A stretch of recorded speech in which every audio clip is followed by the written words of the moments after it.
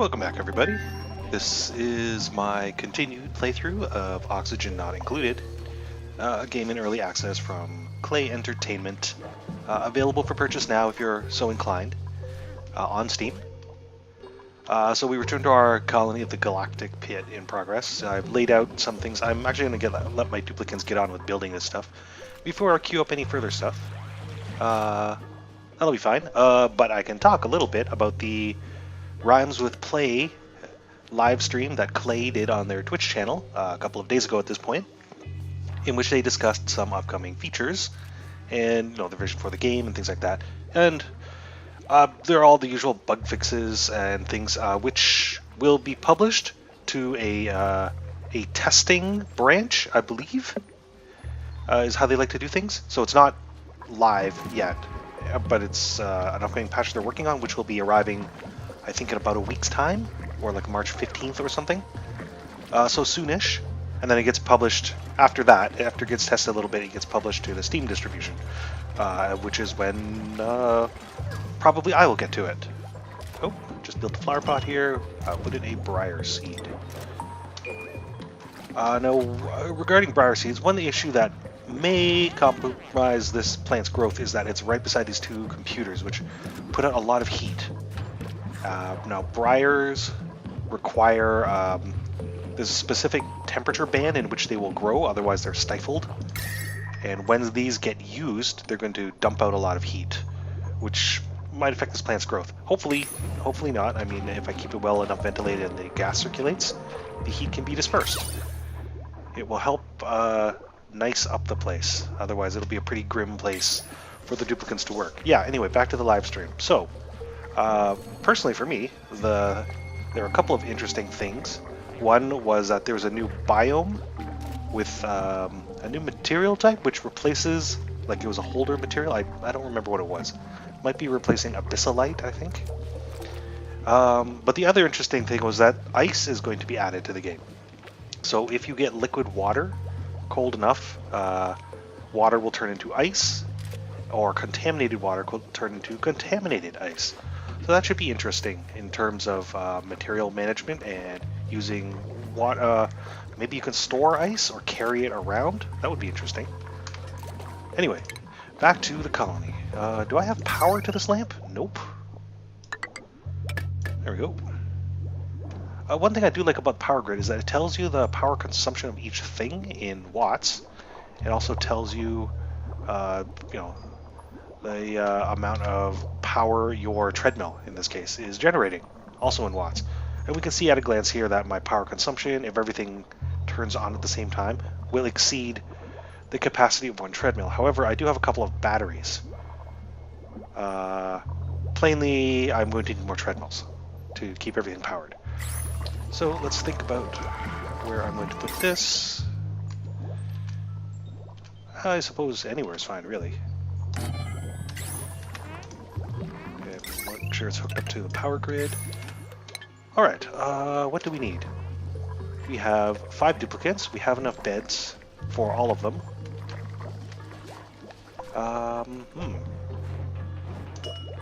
Hopefully this will continue growing so that we can harvest it. I would like to break into here so I can harvest these plants. Maybe that's what I'll do now.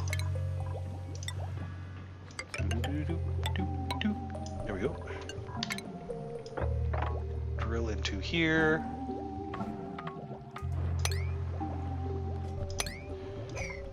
Normally I wouldn't want to mine oxalite because it does kind of provide oxygen. It, I guess, sublimates from solid into a gas. I believe it's a correct me if I'm wrong. I'm pretty sure oxalite is a fictitious mineral created exclusively so that the early game does not murder all your duplicants with asphyxiation. It just provides you a little bit of oxygen early in the game, enough time for you to get started and get your facilities up and running. So normally I wouldn't mine it out of the ground, but I think the destruction will be minimal enough, and it's we're not benefiting from the oxygen generation in this chamber anyway. So one thing I'd like to get to in this playthrough is playing with temperature. I've experimented a little bit with air conditioning, I guess, cooling gases, pumping gases through there are some refrigeration systems. which works well enough, but I've heard you can do neat things if you cool things, if you get things cold enough.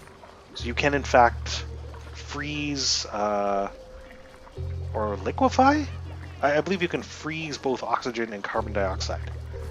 But that's going to require a lot of generators. Maybe that's something we can consider for the long term.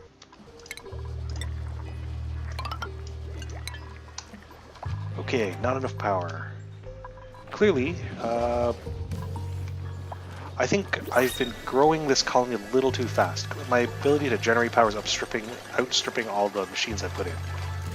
So before I install any more machines, maybe I'll increase my power generation, but first, let's look at the duplicates. So my philosophy for accepting or not accepting duplicates now is that the slower the better. The fewer duplicates you have, the easier your colony is to manage. Unless you need a lot of things going on simultaneously, I find generally it's better to have fewer duplicates. That said, when I'm eligible to receive a new duplicate, if they are good, let's just say I'll only take duplicates if they're great. For instance, Decor 15, Decor 10 are read out, right? So let's take a look at this guy. Virgil, he's very fast. He's pretty good at the creative stuff. He's got a low decor expectation, and he can't cook. That's actually not bad. I will take Virgil. He's very speedy, and it's okay that he can't cook. I do have other duplicates, and again, I only ever have 1 or 2 duplicates cooking at any given time. So presumably, it'll be easy to find someone else to do the cooking. Right. We've completed some research. Also, food generation is not keeping up with calorie consumption. Alright, let's see what... Oh, that's right, farming tech. That's good. So I can actually start cultivating food, which will hopefully remedy the food shortage. And in the meantime, what's the next thing? I think power regulation would be a good thing to research. I can research those large batteries, which should take the pressure off our power generation for the time being. Alright, where do I want to put my farm? Well, I want it somewhere cool. Plants are very susceptible to overheating. Now this map is outside of the habitable bubble. It's actually, I think the ambient temperature is generally higher the further out you get for this particular map. So, there we go. Little tip there. If you're in another map, you can scroll without exiting that map. By map, I mean like a heat overlay in this case, by scrolling with the middle mouse button. Scrolling with the right mouse button, while this works on the default map, will actually take you out of the heat map. Okay, so I want somewhere nice and cool, somewhere that's good to stay cool to grow my plants. I think this area will be fine. It is far enough away from my machines and far enough away from maybe the heated obsidian rock here that should stay cool enough to grow some plants. That'll be my next project here. Let's extend this ladder down here. Do some excavation. So plants will grow, I believe, 3, maybe just 2 tiles high. I'll want to leave maybe an extra tile above, so room at least 3 tiles high, because then I can string pipes for cooling if necessary. Or I can install ceiling mounted lamps when I finish researching interior decor, which may not be for some time.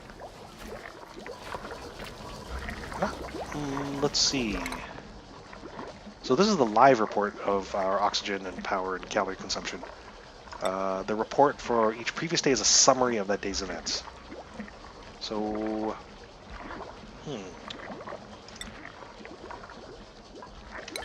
So it's inferring, or it's projecting that our calorie count is going to fall short. I think we'll be okay. If necessary, I can build a second microbe mushroom. What I do need, though, is a second bed. Or a 5th bed? A 6th bed for my... yes, I can count. 6th bed for my 6th duplicate.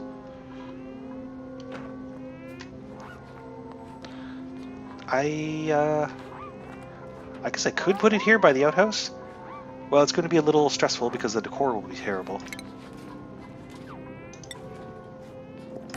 We'll be fine.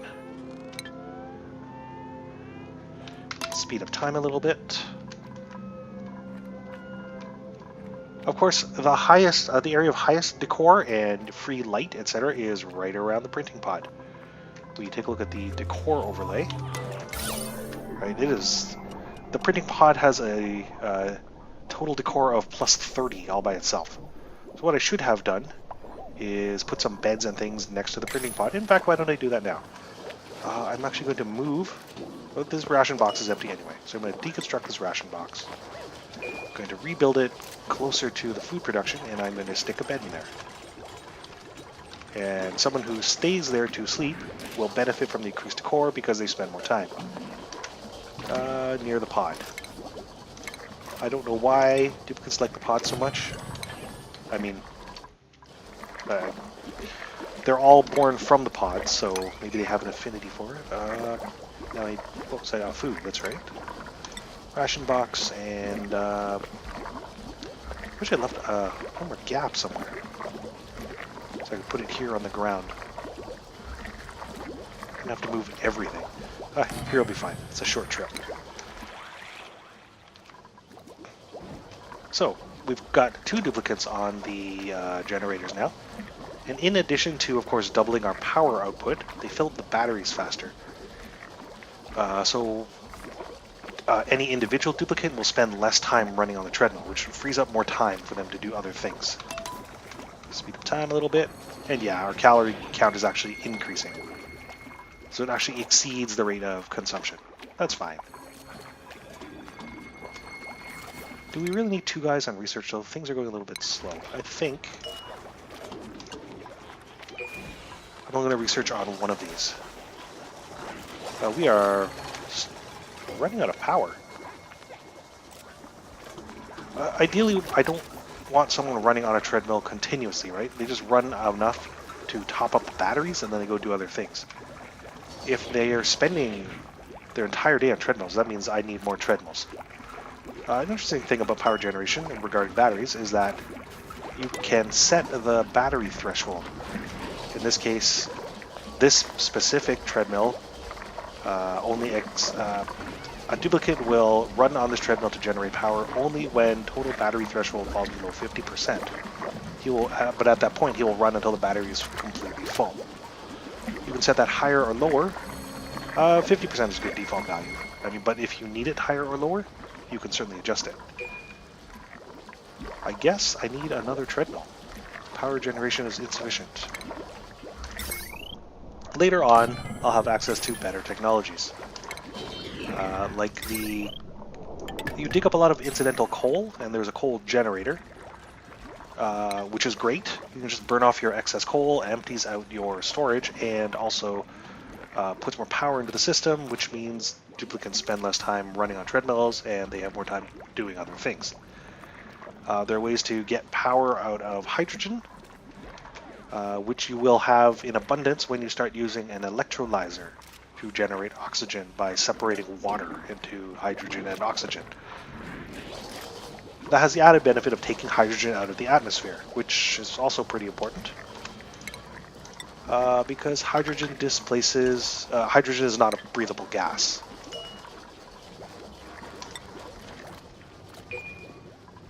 Right. So we'll just let them get on with what they're doing. Let's see what our temperature profile is looking like. Okay, it's still nice and cool over here. But it is pretty hot up here. How are we doing for oxygen? Okay, good breathable oxygen everywhere. And we have just completed power regulation. Let's research... Don't need these yet, but I will need the secondary technologies soon. Decor can wait. Morale is still pretty good. What will I need to have a successful farm? Not yet. I think the next thing I'm going to want is percolation, which given the biodistiller and the electrolyzer, so I'll need to research liquid plumbing first. There we go. These will eventually get built, and in the meantime, I can replace these 2 batteries. So I'll mark these both for deconstruction, and in their place I'm going to replace them with a single large battery. So again, the single large battery has about double the capacity of 2 small batteries. So much more efficient use of your space. Giant battery. Here we go.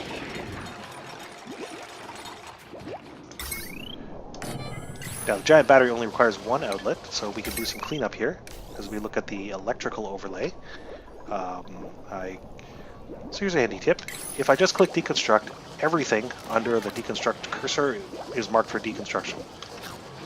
So because things can apply in layers, you have a machine and then like pipes behind that and then wires behind that. If you select deconstruct on a tile, just everything gets blown away. So it's handy to select, open up the deconstruct menu, and then just select the single thing you want to deconstruct. Wires. Of course, I can't really see the wires here. So if I click on the power grid overlay with deconstruct wires, then I only deconstruct the wire, the extraneous wire.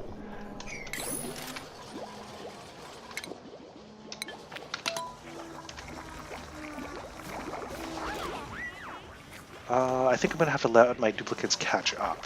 They're not making much progress on the... Well, they're making some progress on the things I've assigned them, but it's they're distracted. They're doing all sorts of other things. Oh, Tilly is taking a poop. As we can see here, there are green gas bubbles popping up from the storage compactor near the outhouse. And as you'll recall, that's because the storage compactor here is filtered such that it can receive contaminated dirt. And all these other storage compactors, their filter settings are set such that they do not accept contaminated dirt. I will point out one thing here. You'll notice we're not generating any oxygen when no one's running on the treadmills. That's because we have no batteries, so there's just no power in the system. And there's no stored power to keep it running. So this battery will be very important, and I'll build lots more as the need arises. So the reason I've taken pains to separate out the contaminated dirt, of course, is that it generates toxic gas, as you can see by these bubbles of yellow and orange gas pockets. So if they keep them in this sort of walled floor space, it doesn't spill out, or less of it spills out, and so my duplicates don't need to breathe so much of it. Did I pick another... What's my current research product? Liquid piping. Okay, that's well underway. Fran and Virgil doing the morning power generation. Still waiting on that battery.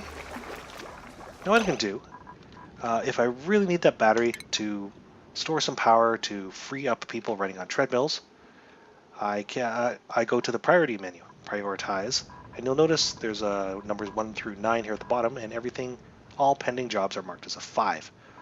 So I can adjust them up or down on the numeric scale. Right, 1 is the lowest priority. If I really need them to get a move on and finish that battery, I'll assign the battery as priority 9. And that is the highest priority. It takes, it's given precedence over anything numerically lower. There we go, and here comes Harold to build a battery. Or drop off materials for Shannon to build a battery. Mozzarella, having trouble breathing down in the carbon dioxide sink that we call our water supply.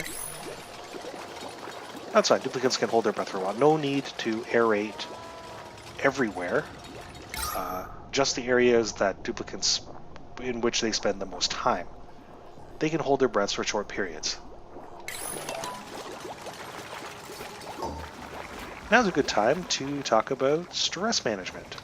So if we mouse over the brain icon here, we can see the stress levels of everyone in the colony. Personally, when stress starts getting significant, so it goes up into like 25-30% values, I like to start de-stressing those duplicates. And the way we do that is we let them use a massage table. Let's see. Here will be fine. So massage table, you assign a duplicate to a massage table and they are massaged by these big wooden hands, as you'll see when it's constructed, and their stress level will slowly go down. The problem with having a high stress level is, of course, this provokes their specific stress response. Let's take a look at Shannon, for instance. Her stress response is she is destructive. She will move to a machine and break it. So she'll hit it enough until it breaks. And that's if her stress level is quite high, in my experience, like 70% or above, 65, 70%. So you want to keep stress levels as low as possible. Stress, of course, can be caused by a variety of factors, but generally speaking, adverse living conditions. Poor quality air, insufficient food, disease, dead bodies, monster attacks. So, I think it's time to give Tilly a spa day. So click on the massage table, click on Tilly, and there she goes. Nope. No. I was hoping someone would clear those rocks.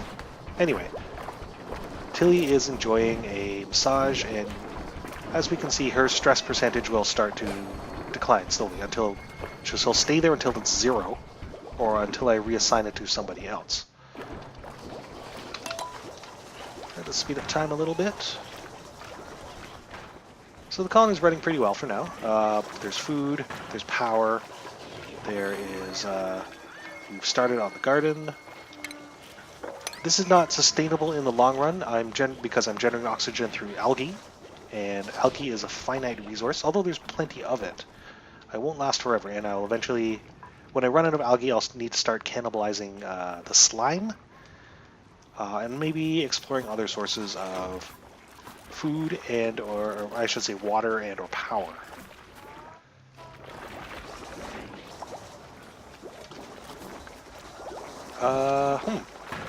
I guess Tilly, she left the spa because she needed to poo.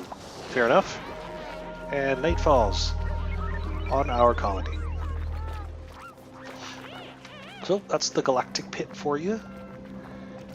Pretty modest so far, but running pretty smoothly. No major road bumps yet. I suspect the first major issue we'll find is water. So we've got a small reservoir here. But that's about it as far as clean water goes. So I'm going to have to start setting up the infrastructure to process dirty water or contaminated water, and you can clean that or to be used in various ways by filtering it, which is fine. But even that takes, you have to build it and you have to research the applicable machines, and of course there isn't even that much contaminated water. So that's one thing. Yeah, you can get contaminated water out of slime. That's the other place. So there's naturally occurring water, both clean and not clean. You can also extract water from slime through the biodistiller, which also turns slime into algae, so that's great. So we may have to set up those machines sooner rather than later. So the power regulation research is complete. I think we're going to start on percolation research. Now the game is telling me I have insufficient oxygen generation. This is a comment on yesterday's report. So if you look at the summary for yesterday, previous cycle, you'll see there's a summary. I generated this much oxygen and I removed or used this much, which means over the day I netted only a tiny little bit of oxygen, but the game is now projecting I will not have enough oxygen because we had a new duplicate come in the previous day. So oxygen consumption will be higher. And the way to remedy that is probably to build another algae deoxidizer or research electrolysis, which is also in percolation. So once that gets researched, actually I'm going to need to build a supercomputer so I can make use of intermediary research. Tilly is still enjoying her spa day.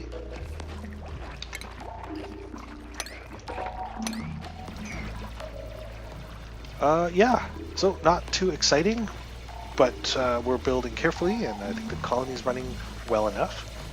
I think we'll leave it here. This has run on long enough. So, my name is Alfred. The game is Oxygen Not Included, currently in development by Klei Entertainment. It's in a pre-alpha early release. Well, this is the pre-alpha. It's actually not an early release, although it is available for purchase on Steam. If you need the link, you need to visit the Steam purchase link. That is, you need to visit the Klei Entertainment forums, where they have the pre-alpha purchase link available.